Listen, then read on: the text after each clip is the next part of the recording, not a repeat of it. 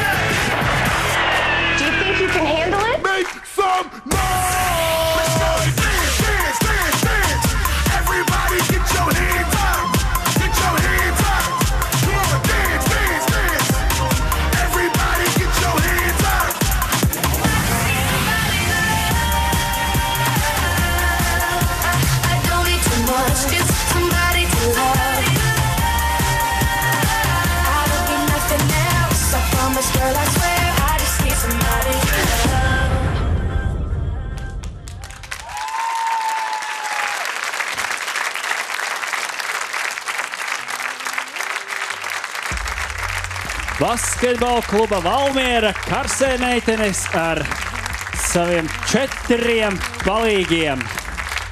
Paldies, meitenes, bet kā jau mums ir pierasts ar dejotājiem, ka ar viņiem pēc tam nav iespējams parunāt, ar šīm meitenēm tiešām nevar parunāt, viņas visas salso. Tad varbūt tā žūrija jūs varētu izstāstīt par kritērijiem, kā jūs šodien vērtēsiet. Lūdzu, Agri. Es domāju, ka šodien jāņem tā lietiņa drusītiņa stingrāk, tādēļ, ka gal galā tas ir pusfināls un būtu ārkārtīgi būtiski, man liekas, saprast no pusfinālistiem to, kāds ir gal galā viņu mērķis. Tas, vai viņiem ir talants, to mēs redzēsim mēs žūrija. Un vēl man gribētos redzēt, saprast, cik dalībnieki ir gatavi savu talantu attīstīt, cik viņi gatavi strādāt, lai tas talants kādreiz arī uzplaukt. Paldies, Agri. Jāna, lūdzu.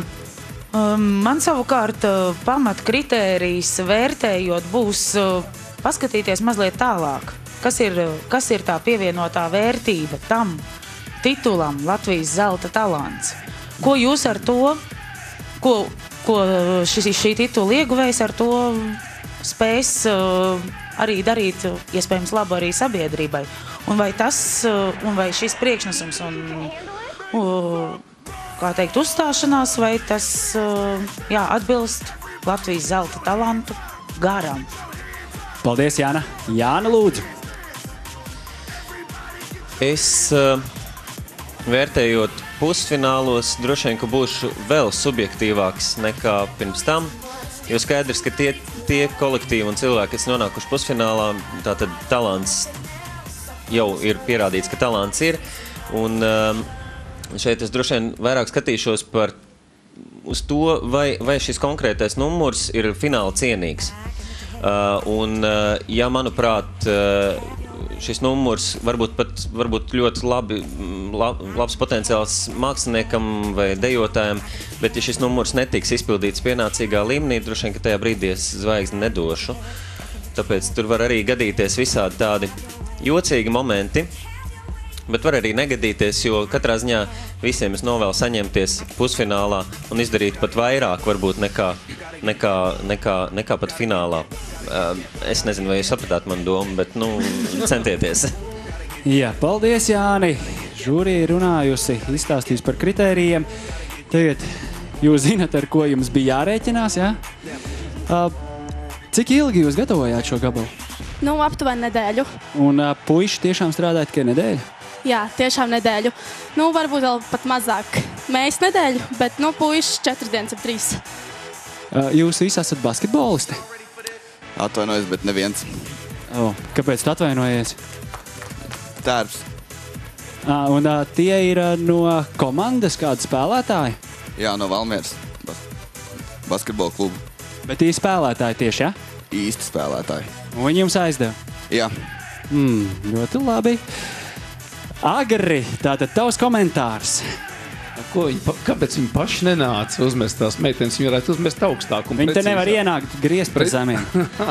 Jā, tad gan var.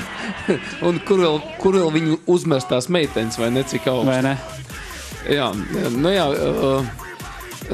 tā kā jau Jāni iepriekšējā reizē teica par jūsu pirmo priekšnesumu, jūs spridzinājāt, tas arī bija tas, ka puiši varēja drusītiņi varbūt tās organiskāk pienākt klāt, tas arī fakts, bet, ko es gribētu teikt, kompozīcija katrā ziņā bija interesantāka nekā iepriekšējā, bet jūs mīļās smagi strādājāt un principā normāls, dabīgs smaids un prieks par to priekšnesumu jums parādījās tikai beidzamajā pauzā, tā kā tas viss bija beidzies.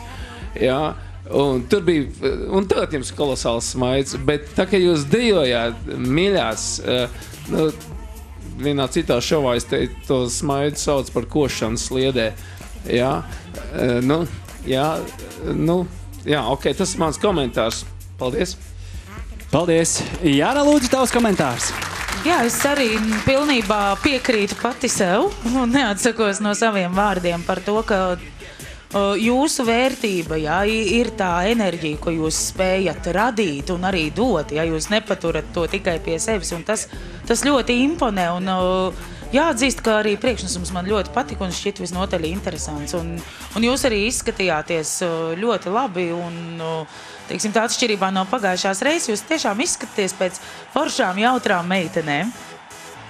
Paldies, Jāna. Jāni, lūdzu. Un pēc foršām un jautrām meitenēm jūs izskatāties tāpēc, ka jūs esat smuki uzgrimējušās un nepārcentušās šajā lietā, jo pagājušais tas tiešām bija lielām, tāliem attālumiem domāts. Arī pagājušā reizē, atklāt sakot, pateikšu pilnīgi godīgi, es biju pārsteigts par to, ka jūs tikāt finālā, jo kaut arī es jums devu zvaigzni, es galīgi... Pusfinālā. Atvainojos, jā, pusfinālā, ka jūs tikāt pusfinālā. Es par to biju pārsteigts, un es šoreiz domāju, ja jūs nodejotu tādā pašā līmenī, kā pagājušais, jūs no manis nekādīgi neizspiestu, gribēdams ar visskaistāko savu košanu sliedē. Smaidu vienmēr sakot, neizspiestu zvaigzni, bet jūs esat īstenībā pastrādājuši godam un pieaicinājuši vēl 2 meitenes, vēl 4 puišus. Varu piekrist Agrim, ka tiešām bija tāda sajūta, ka nedaudz šoreiz jūs pārcentāties nevis tajā grimma lietā, bet tiešām tajā koncentrācijā. Jūs bijāt tik sakoncentrējušās, tas bija ļoti manāms. Bet bija iespaidīgi, vai ne? Tas priekšnesums nebija tik brīvs, kā viņš varētu būt. Bet spridzekļi, jā, Daini, tavu puķi ir super iespaidīgi. Es ceru, ka viņi novītīs pēc iespējas ātrāk. Tu vari bišķi paiet malē savādāk, tu aizsedz visas meitenes, visu džeks ar savu mazo puķīti, jā. Paldies. Nē, stāvs tā neej prom pavisam, jā, ir labi. Vienmēr sakot, ko es gribu teikt, ka jūs spridzinājāt arī šoreiz, un tas nozīmē, tā ir arī tā atslēga, manuprāt, kāpēc jūs tikāt pusfinālā, jo cilvēki aiz televizora ekrāna to jūsu enerģiju sajūta pagājušais. Skatīsimies, kā būs šoreiz. Paldies, Jāni! Tava runa bija iespaidīga. Agri, 10 sekundes zvaigznei. Es, meitenes, jums novēlu nodarboties ar klasiskās dejas treniņu, ne tikai klasiskās dejas, ar visiem deju veidiem, un tad es domāju, ka mums būs labāk panākumi. Nespiedīsi? Nē. Nu, Citi kritēriji. Pusfināls. protams. Jāna, lūdzu, 10 sekundes zvaigznei. Es savukārt novēlu jums arvien vairāk akumulēt enerģiju un dalieties ar savu pozitīvo enerģiju. Paldies, Jāna! Jāni, lūdzu, tavas 10 sekundes zvaigznei. Jāni, sekundes rīt. Tā poga sarkanie, tu neredzi, starp citu. Ja drīkst, es pateikšu. Tas nebija slikti. Tas tiešām nebija slikti, bet es galīgi neredzu, ka jūs varētu uzvarēt šajā konkursā. Uzvarēt var tikai viens. Bet tu taču neesi redzējis vēl pārējos dalībniekus, un tu saki, ka tu neredzi. Meitenes, lai jums veicās, jūs esat baigi foršās, un Džeki jums arī ir baigi foršie. Paldies jums liels! Latvijas zelta talantiem iemirdzēties palīdz zelta zivtiņi.